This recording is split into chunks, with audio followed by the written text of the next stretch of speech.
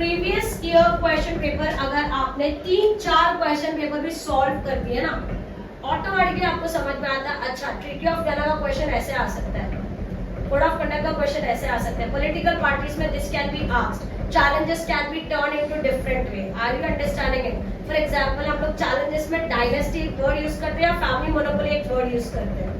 समझ आ रहा है?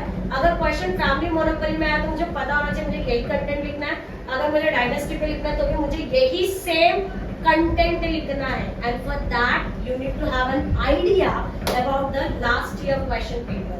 थोड़ी देर पहले मैंने आपसे बताया था हैंड राइटिंग चेंज होता है आपका, फ्लुएंसी बढ़ता है आपका लिखते वक्त, एंड वेरी इंपॉर्टेंट कहीं ना कहीं आपकी जो स्पीड है, टाइम मैनेजमेंट जो स्पीड है वो कहीं ना कहीं क्या हो जाती है, कैप्टिवेट हो जाती है. क्योंकि अगर आपने एक पेपर सॉल्व किया तो आपको पता होता है कि ये 2 घंटे में मैं इतना ही कर पाई हूँ.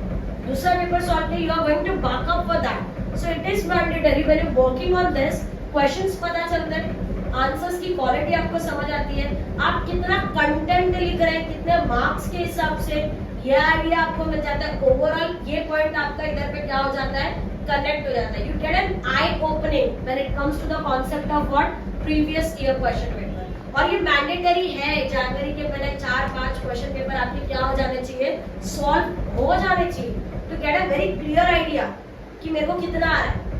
अगर कितना आ रहा है उससे पता चलेगा तो सेल्फ असेसमेंट हो जाता है ना. तो जहाँ पे मैं फंस गया हूँ, let's work on that particular topic so the picture is very clear to you. Clear? Next last very important,